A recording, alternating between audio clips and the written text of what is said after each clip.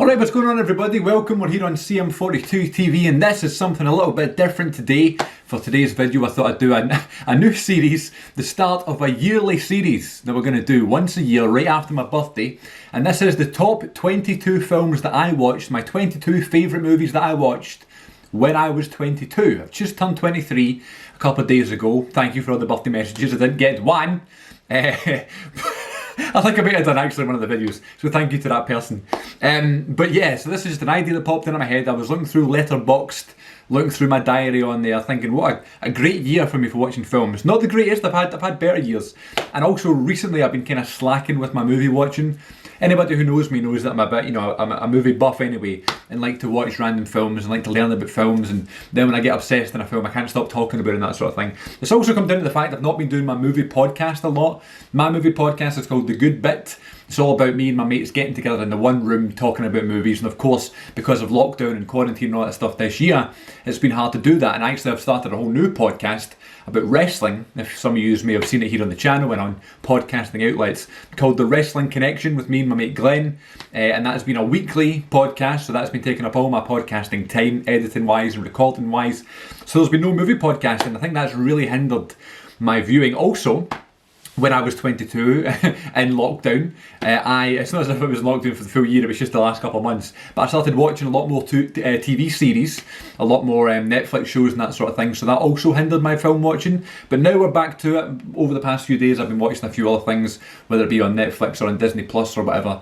and I just thought this would be a good idea for a series to kind of go through the films that I watched. And obviously I watched some films that I liked but didn't love. There might have been films I watched that I didn't really like. That's rare though, I tend to like most things. But these are my top 22. I went through all the films I watched and I wrote down one that I loved and I rounded it down to 22. And I don't want to spend too much time on each one because then it becomes a marathon. And also what's different from this video to other top 10s, like not my top 10 films of the year list or top 10 films I watched for the first time of the year, which I tend to do at the start of every new year. This is going to be movies that I saw in the cinema that were released in, the year of 2019 or 2020, and also films that I watched for the first time just in the house or at a friend's or whatever, whether it be on Netflix or on Sky or Disney Plus or whatever. So let's get right to it. And it's going to go in chronological order, by the way, but it's not a top 22, it's not it is a top 22, it's not a list, we're not ranking these, because I just couldn't, they're all so amazing, these films. So I'm just going to do it in chronological order of when I watched each film. So let's get into it right now. The first film I watched actually when I was 22, back in August of 2019, was Escape from Victory.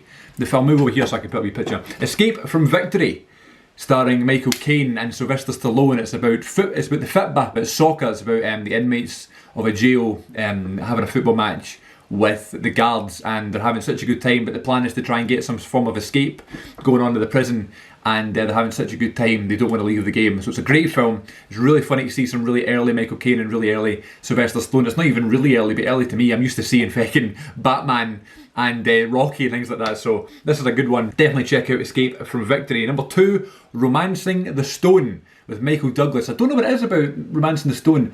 Since watching this for the first time in August of 2019, I've watched it again. I think it's one of those films that you just stick on.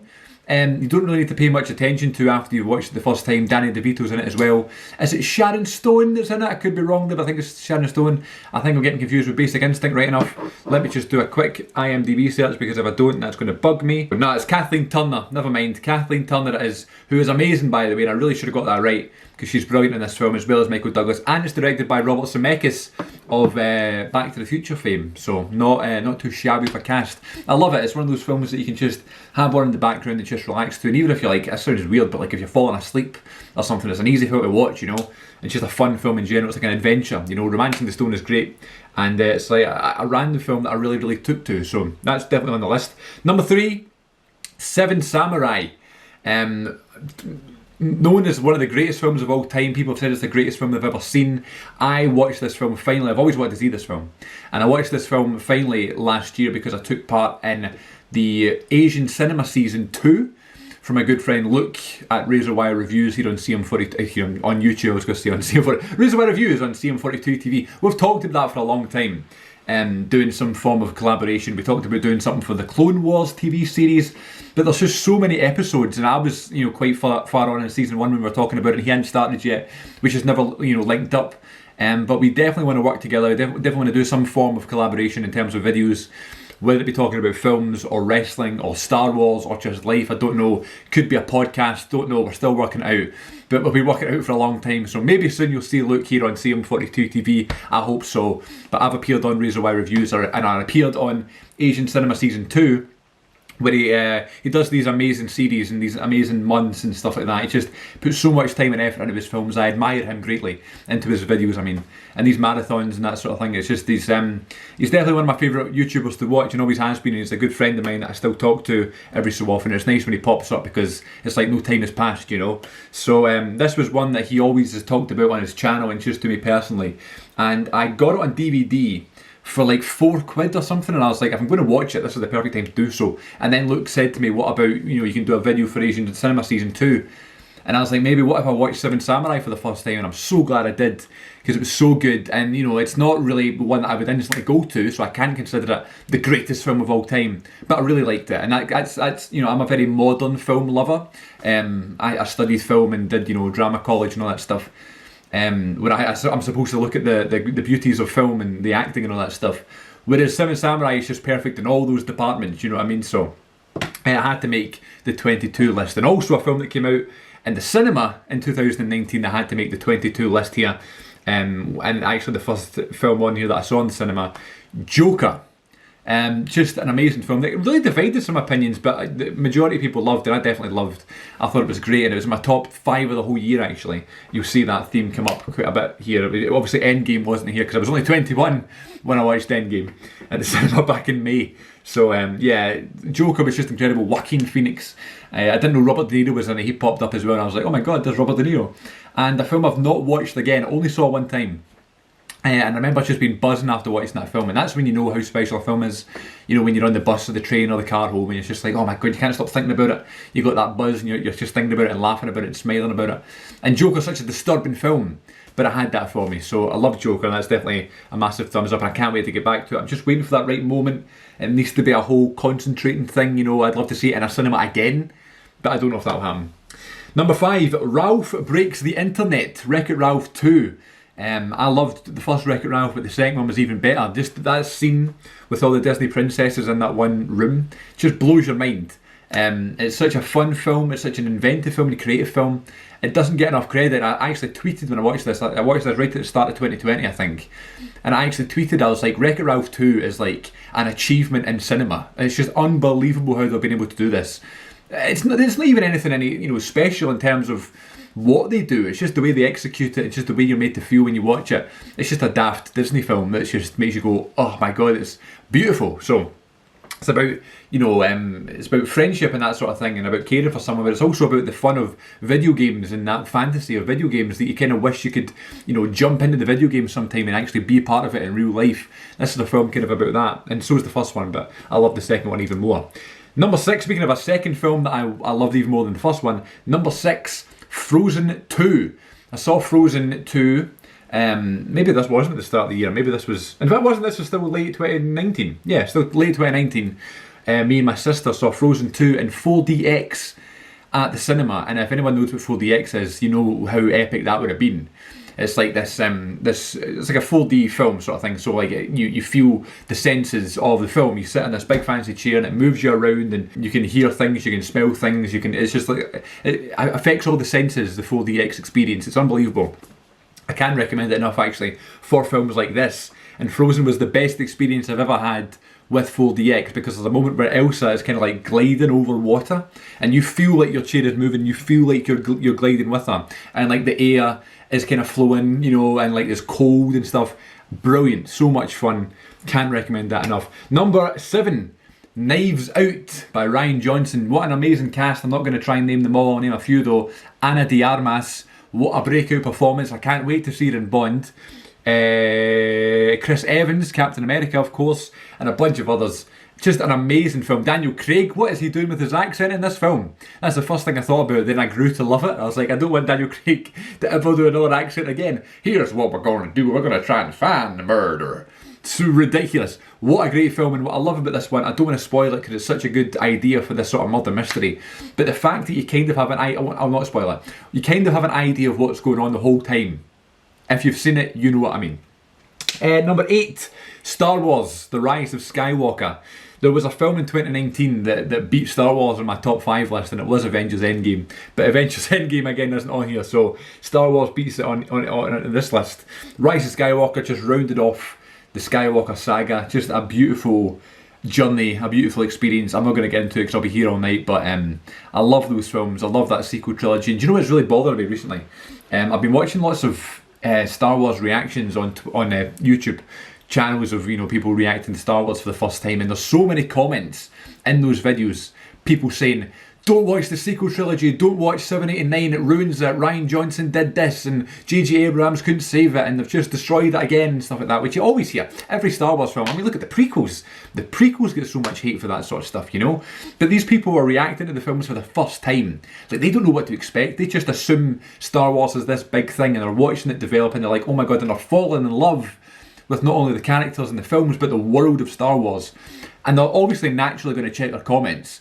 So by the time they get to Force Awakens or Rogue One even, or Solo, never mind Last Jedi and Rise of Skywalker, the ones that really defied folk, they're already thinking they're not going to be good, and it ruins the Star Wars experience, and it just bugs me. I mean, Star Wars is always going to divide opinions, but I just think I have no idea why people hate the sequel trilogy. It blows my mind how you can hate films like that make you feel like that.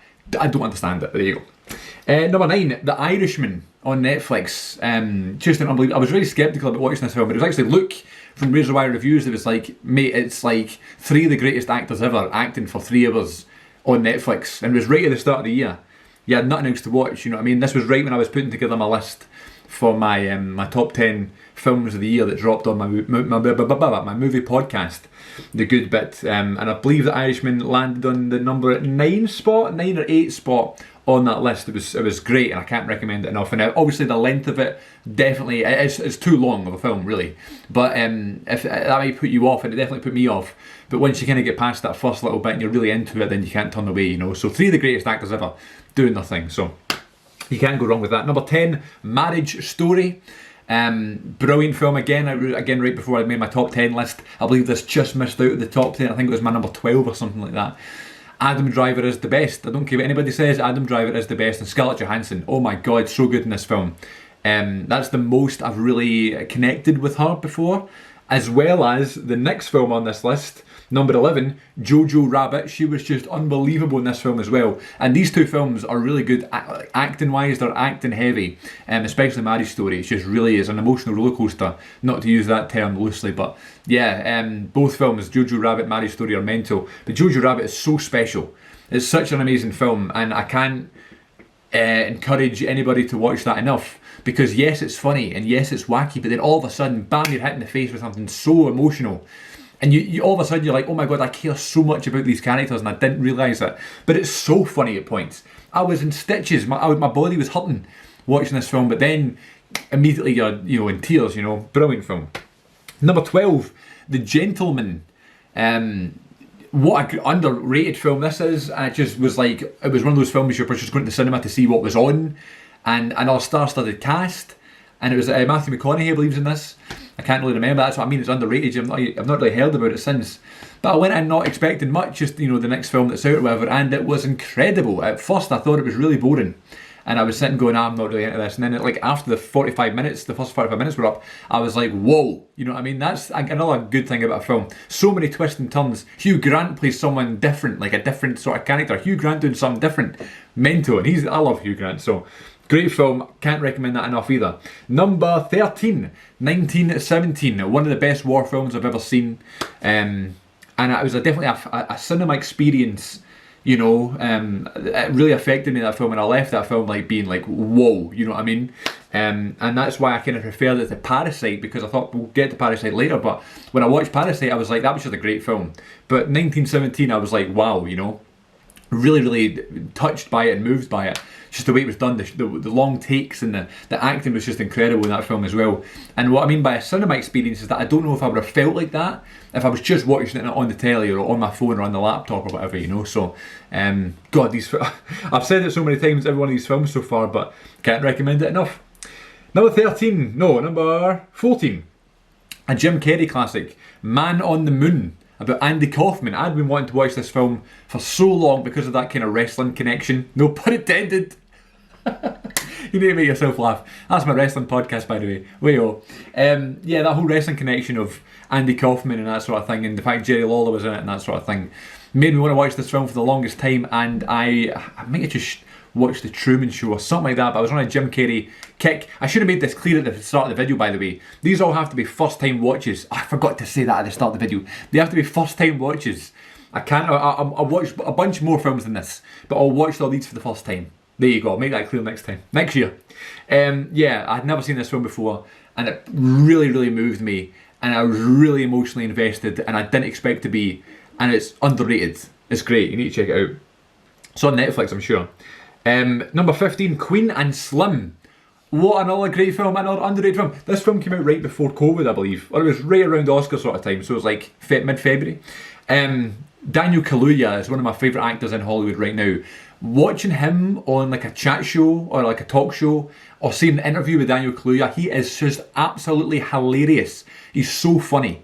I could watch and listen to him talk for hours. And this film was great. It was like that, but it was also really real, and it was very relevant for this year.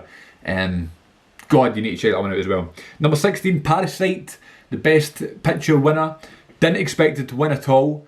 And then day of the Oscars, I was in town. I was actually seeing Jim Ross grilling JR live in Glasgow with my mate, and one of my other pals texted me and was like, got a feeling about Parasite tonight, you should definitely go watch it. And I was like, I'm in town right now, I might as well catch it. So I went to see Parasite day of the Oscars, and it went won Best Picture, and I was like, if I'd never seen Parasite, I would have been raging, you know what I mean? Because I like to try and watch all the Best Pictures, and that was one I was going to skip because of the subtitles and that sort of thing. It's just because I'm not used to it, and my God, it was amazing. Deserved the Oscar. It wasn't, my favourite of all the films that were nominated, but it was definitely deserved it. It was great, so I loved Parasite. Number 17, Onward. The last film that I saw in the cinema before COVID hit. I went with my sister, again to 4DX, I think I went to 4DX for Onward. What a great film. Disney, Pixar, about the relationship between not just two brothers, but it's more like siblings, you know what I mean? It was a great film to watch with my sister. It was about siblings and the love you have for your sibling, and it was all about them trying to find and try to speak to their dad for the first time or the last time or something like that. I don't want to spoil it because it's a really, it's actually one of those Disney films that makes you think and makes you really get involved and really emotionally hooks you. So definitely check that one out as well. It's funny because when COVID hit, they weren't advertising any more films, so all the Onward posters just remained on buses and outside shops and stuff. So Onward was promoted for months, so, and rightfully so. Great film, beautiful film. If you've never seen it, and then you have a sibling, you'll fall in love, so definitely check that one out. Number 18, Castaway.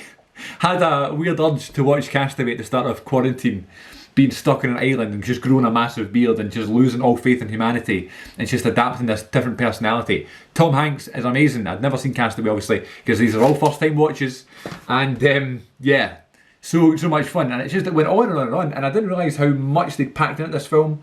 Sometimes this sort of thing happens and you want something to happen in a film and it just ends and it leaves you wanting more, and that's great. But this film just kept going and it kind of gave you everything, so I loved Castaway. Number 19, Fight Club. I had watched Fight Club years ago and fallen asleep halfway through it, and I now went back to it, so I still count it as a first time watch. And now you watch Fight Club and you go, how can anybody sleep through Fight Club? You know what I mean? But I can't talk about it, so there you go. Number 20, Superman, the original Superman, 1978 I believe. What was it? I guess we were just playing a board game or something with the fam during quarantine, and we were just talking about superhero films and stuff, and I was like, I've never seen the original Superman. And Superman's always been this superhero, you know what I mean? He's always been this in my head, this incredible character. But I only know him from like Man of Steel and Superman Returns and even Batman vs Superman. I'd never seen the originals, and I've still not seen the other ones. I know Superman 2 is really good too. I've actually got it recorded on the Sky Planner. But I'd never seen the first one, and I watched it and I loved it so much that I've actually watched it a second time since. So there you go, it's that sort of film, and I didn't realise how confusing it was. It was not confusing to the point where I didn't know what was going on, but there's so much to it. And it's quite, puzzling at some points. You need to kind of think about it and pause it and hang on, what just happened? And it's like, I just expected Superman to be this, superhero film, but there's loads more to it. So yeah, really good. Number 21, Eurovision, the story of Fire Saga. Play ya ding dong.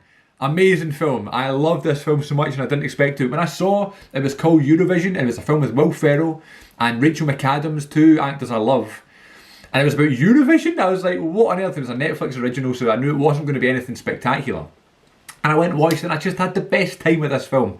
It was so much fun. It was hilarious. And also when you see your hometown, I guess, kind of my hometown from Glasgow, and it's kind of based in Edinburgh, but they took the Hydro, the landmark arena in Glasgow, and put it in Edinburgh. And just seeing things like that always makes me laugh. Like, you know, that scene in Endgame, or it might be in Infinity War, where it's just in Edinburgh, it just always makes me smile.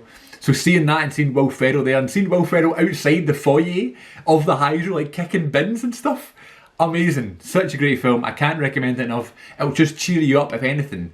And I know people were going through a hard time in quarantine and lockdown, that sort of thing. And, you know, I was very lucky in quarantine. I wasn't having a hard time at all. And a lot of people were. They were losing people and they lost their jobs and losing money and all that. It was just the perfect film to kind of bring people together and make people feel a bit uplifted. So if you need that, check out the Eurovision Fire Saga film on Netflix. We are Fire Saga. And number 22, American History X. This film was recommended to me by my pal years ago, 2014 I think, because that rings a bell, because that was like the first year that I was like, I'm going to watch all these films now. And I had a USB and he had a bunch of films on his laptop, and he gave me a copy of The Social Network, which I didn't love, Chronicle, which angered me. I know he hates that because that's two of his favourite films. And then he also gave me American History X. I never watched American History X.